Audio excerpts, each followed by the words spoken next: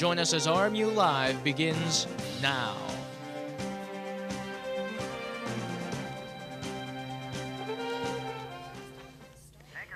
It just keeps on coming after a near-record snowfall over the past week and a half. Even more snow on the way, and it comes just in time for tonight's evening rush hour. And there appears to be no end in sight as temperatures stay low and the snow just keeps piling up. Last evening's commute was quite a messy one, and we're about to see it happen again tonight. Good evening, everyone. Welcome to RMU Live for Tuesday, February 16th, 2010. I'm Kevin Williams. And I'm Jake Neal. We begin tonight with a look at this incoming snow. We have RMU Live's Channing Frampton here with us for more.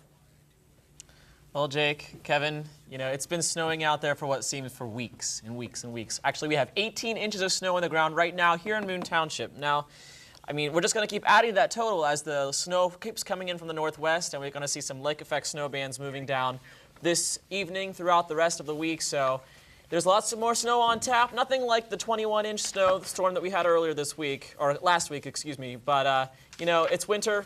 It's February. We're above average. And as you can see with the map right now, there's snow on the entire country here. A couple days ago, all 49 of the 50 states were covered with snowfall. So it's winter. It's cold. It's snowy. I'll have more for you after the break. Let's go back to you guys. Okay, thank you, Channing. Now, there is one place where the snow is welcome, and that is the Vancouver Olympics, home of this year's Winter Olympics. Now, Brooks Bratton joins us here now with more on the Olympic debut of RMU alum Brianne McLaughlin. Brooks? That's right, guys. Brianne McLaughlin, big thrill for her. Former RMU goaltender Brianne McLaughlin was selected to play for the U.S. women's hockey team at the Winter Olympics in Vancouver, and this past Sunday, her dream came true as she played in relief against China. I'll have more on her story coming up a little bit later in sports. Guys? Thanks, Brooks. Speaking of Colonial hockey players, the men's team held its annual Skate with the Colonials night Saturday after their game against Bemidji State. In our own, Kayla Crooks has more. After every final home game of each season, the Robert Morris men's ice hockey program gives back to the fans by allowing them to come onto the ice and skate with the Colonials. I think it's big. You know, the kids, you know, hopefully have fun, and hopefully it keeps bringing them back. And you know, we got a lot of good guys, good group of guys, you know, interact with the young kids and hopefully influence them to get into hockey or stay with hockey and try and make something of it. You know, it's a good thing, and I wish I had something like this when I was growing up. It'd be a pretty good experience. Yeah, it's fun. It's good. You know, it's like these are all the little guys in Pittsburgh coming up playing hockey. It's cool to meet them. Cool to, you know, they kind of look up to you a little bit. So it's a good feeling.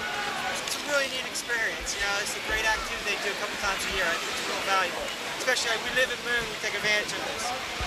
Yeah, I think it's the same thing as when Lemieux first came here, and then it basically helps hockey, especially having the only Division I team here in the area. It's great to come out here. It's great to have all these kids out here too. They're all, you know, they all enjoy being out here, and you get some good fans to talk to too. Get someone else's point of view. Get some pointers even, I guess. So, no, it's fun though. I enjoy it. I mean, it's something unique to me. I've only been here for a year and a bit this year because I transferred, but you know, we didn't do that at my old school, and I actually do enjoy it with that. Yeah, it's fun. It's definitely makes it worth it. You know, coming out and skating with them and making them happy. It's good for the community, and it's a good thing to be a part of in the Pittsburgh hockey world. And you know, and when you're winning and doing well, people support you. And you know, luckily right now we're doing well, and there's a lot of fans, so it's fun. It's a good thing. The Skate with the Colonials is great for the community and a lot of fun for both players and fans alike. And that was Kayla Crooks reporting. In other news today, Congressman John Murtha was laid to rest this morning in Johnstown. Murtha died last week after complications from gallbladder surgery. Hundreds of people came out over the weekend to pay their respects to the longtime congressman, who was first elected to Congress in 1974 and was re-elected 17 times. Murtha was the first Vietnam veteran elected to Congress after serving in the Marines. Murtha was eulogized this morning by Speaker of the House Nancy Pelosi. Two sisters from Ben Avon are back in Haiti tonight, caring for 12 orphans. Jamie and Allie McMurdy are working at the Bresman Orphanage, which was heavily damaged in the earthquakes. The sisters want to bring the 12 children back to the United States because they do not have pending adoptions. Other children in the orphanage have pending adoptions with families in Europe. One Pennsylvania lawmaker is trying once again to make it easier for folks to buy 6-packs of beer. Right now, you can only buy 6-packs where you can also drink beer, such as bars and some restaurants. Senator John Rafferty of Montgomery County wants to loosen sales to allow 6-packs to be sold at beer distributors, grocery, and convenience stores. Some local Giant Eagle stores have been permitted to sell beer within the last year. Rafferty attempted this legislation a couple of years ago, but it was met with opposition from beer distributors, who now only sell cases and kegs. Coming up after the break, a major Taliban leader has been captured in Pakistan and details on the Alabama shootings. Also, President Obama introduces funding for nuclear power plants for the first time in decades. Find out where. Plus, Channing Frampton with your 5-day forecast. Stay tuned.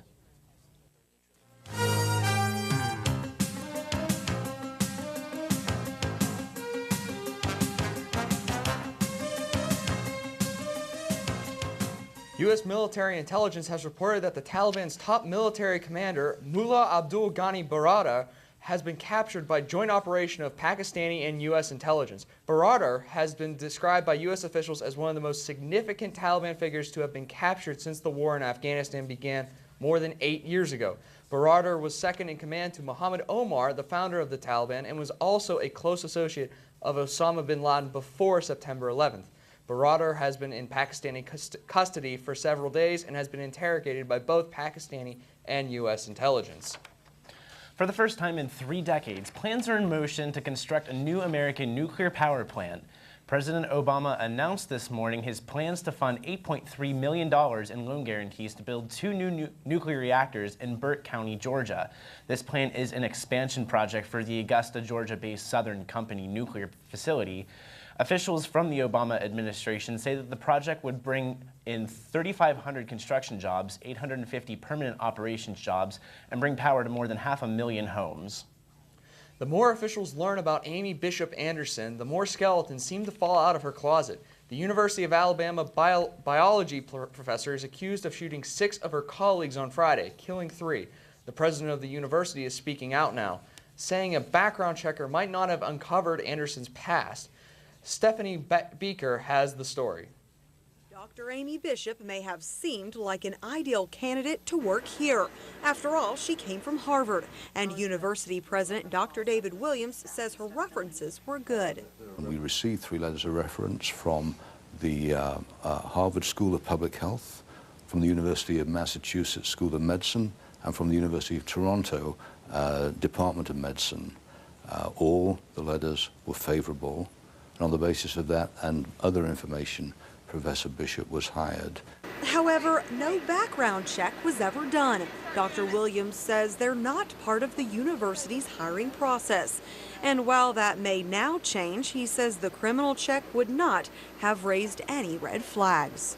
In fact, we found out today that a criminal background check conducted today did not reveal any of the issues that are out in the media.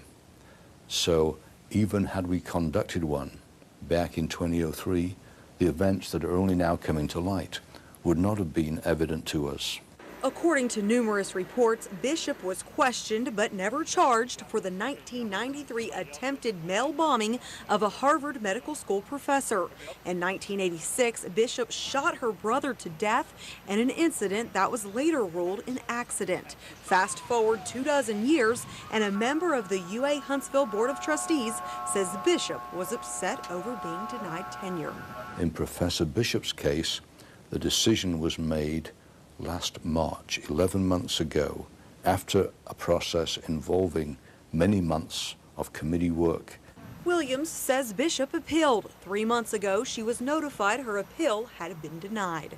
The bottom line is that the dossier that was presented did not meet the criteria for tenure of this university. He does not know what was discussed during the faculty meeting, which is when the shooting occurred. He does admit the school's emergency alert system needs to be reevaluated. Students did not receive text alerts until more than an hour after the shooting. Yes, it took time. Can we do better? We will examine that again once the campus is back up and running normally. Professor Bishop Anderson is facing charges of capital murder and attempted murder.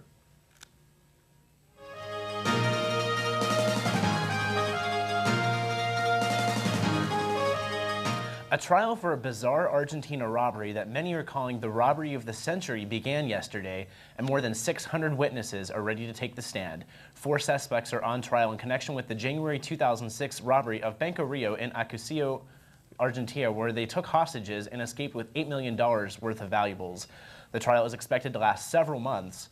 All 4 suspects are pleading innocent to charges of aggravated robbery, which carries a sentence of 3 to 10 years in prison. The famous Abbey Road recording studio is now up for sale. The one-time home of arguably the most influential band in history, the Beatles, has been put on the market by Emmy. As far as whether or not the brand name will be sold along with the building, one media lawyer commented, "The brand is worth more than the building. Anyone who wants the studios will want the brand." The building was also used by artists such as Pink Floyd, Radiohead, the Manic Street Preachers, Travis, and the famous Britpop group Blur. That's kind of a shame, but times do change. I know one producer who is up in the booth right now is quite upset by that. He's quite a Beatles fan up there, Mr. Baginski. Yes, he is. Well, moving on to local now, we have Channing Frampton back here. He has your local forecast. We'll see if snow is in the forecast. I'm sure it is. Here's Channing. Well, Kevin, you are correct, sir. Snow is definitely in the forecast throughout tonight and all the way into Friday, at least for this week. But for the rest of this winter, who knows? We'll find out here shortly. But right now, temperatures look like this. 26 degrees here in Moon Township at this hour. 18-degree dew point and humidity is 73%. That's what's bringing all that moisture up with this weaker system that's moving through the area through this evening. And our winds are southwest, 13 miles per hour. So it's a little bit gusty out there. If you're going out anywhere tonight, say to the Romo's Cafe for some coffee later, make sure you bundle up. Those wind chills will be down there. Now, for the temperatures around the region, 25 degrees in Beaver Falls, 26 in Burgettstown, warm spot for the day, 27 in Washington, PA. That's the warm spot. 30 up in Cleveland and Erie, up around the lakes. Even though they are frozen for this time of year, we're still getting a little bit of moisture coming off them, producing some lake effect snow. 27 degrees in Columbus, 24 in Fort Wayne, and 26 here at home in Pittsburgh, Pennsylvania. Now, let's take a look at our current conditions across the country. We've got a high pressure system over the plains here, and low pressure systems that keep moving up through the Pacific Northwest. Temperatures are actually above normal for this time of year. Yesterday, we had a high temperature of 45 degrees in Anchorage, Alaska. That's compare that to 26 today. It's pretty outrageous. Snowfall for this time of the year. It's covering a large portion of the country. You can see here in the northeast, we have the northeast East Coast overdose, which means that we have a lot of snow for this time of the year compared to Vancouver and the Pacific Northwest, where they have hardly any snowfall at all. But you know, it's wintertime and it's an El Nino year, so we're going to see above average snowfalls in unusual places. Now, for the climatology for this time of year, we can take a look at the precip totals that we have right now at the Pittsburgh National Weather Service. And you can see right here, this dark green spot, that is the amount of snowfall that we have above average. Right now, we're about, this map says 57 inches or so, but we're really at 68 inches for total snowfall for this year, which it's way above average. We're only supposed to have about 45 inches total for this entire year. Our almanac looks like this. 28 for a high today, 20 is our low for tonight. Our normals for this time of year look like 20, 39, and 20, and our records are 76 and -7. Now for tonight, here's what you can expect. 19 degrees here in Moon Township with snow flurries continuing, and for tomorrow we can see temperatures climbing up to about, well, we're going to see some snow showers, 22 degrees here in Moon Township. And for the Frampton 5-day forecast, here's what you can expect. 29 degrees is our high temperature for Thursday, 33 for Friday and Saturday with snow showers continuing, at least with those lake effect snow showers, into the weekend. So the snow's not over yet, but hopefully we can see a break starting at the beginning of next week. I'll have more coming up later on next week. Back to the desk. Hopefully we will see less snow. And by the way, I've been counting. It's a month and 5 days until the first day of spring. I'm definitely counting. Well, let's hope that, you know, this winter won't last into spring like it usually does, and we'll have all that leftover snow. It is Pittsburgh. Us. We are joined now by Brooks Bratton. He's here again with sports. Brooks? That's right, guys. Coming up in sports, I'll have more on Brianne McLaughlin and her Olympic journey. Also, the Penguins finished up their last game before the Olympic break on Sunday afternoon against Nashville, and a U.S. Olympic update from Vancouver as well. But first, here's our Colonial Athlete of the Week. Ache so bad, I wake up in pain every day. I want to know why. I want to know why my hair is falling out. How did this happen? How did this happen? A little pain in my knee. That's how it started. That's how it started. This rash on my face, now it's like my body is attacking me. I want answers. When you don't have the right answers, it may be time to ask your doctor the right question. Could I have lupus?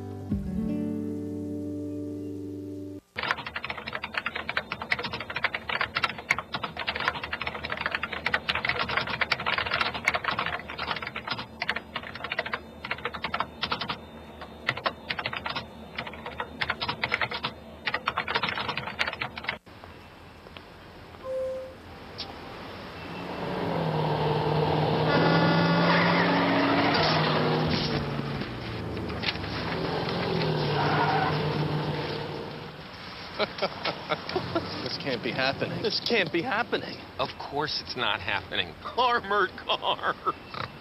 Listen, having money isn't about luck. Make your own coffee, save $1,000 a year. Feed me. Feed the pig.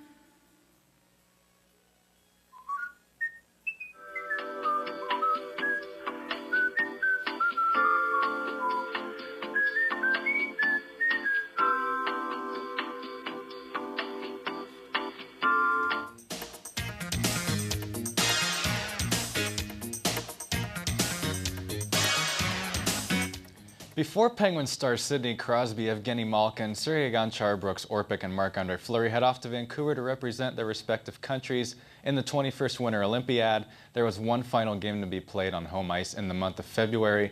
The Nashville Predators were in town, and the guys from Music City turned out to be too much for the Pens to handle. To the Igloo we go. We'll pick it up in the first. Pens on the man advantage. Sergei Gonchar to Sidney Crosby for the one-timer.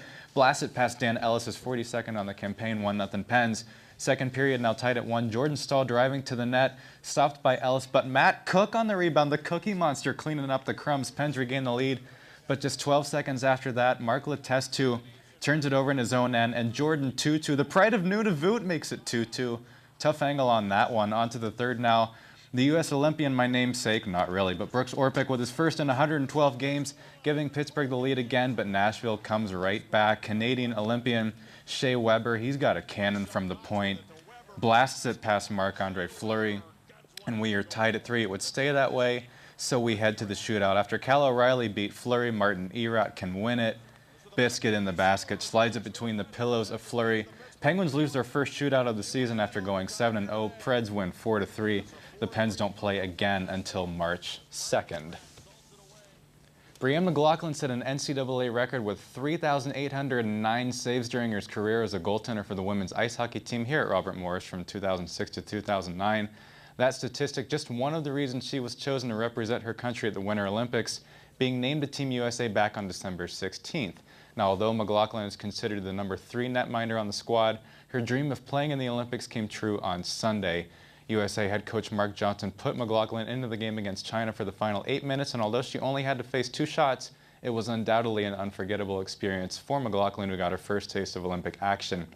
Now, the Americans beat China 12-1, and McLaughlin will remain in Vancouver with Team USA throughout the games, and she's keeping a diary exclusively for us here at Robert Morris. You can go to RMU-Colonials.com to check out Brianne's diary from Vancouver. And guys, one more note, the U.S. men beat Switzerland today 3-1 in hockey. Ah, nice. Great. I was watching that game and hoping they would pull it out. And that's all the time we have for you this evening. Don't forget to catch Colonial Sports Center here on RMU-TV this Thursday night at 9:30. And we'll see you back here again for RMU Live next Tuesday at 5:30. From all of us here at RMU-TV, thanks for joining us. Good night.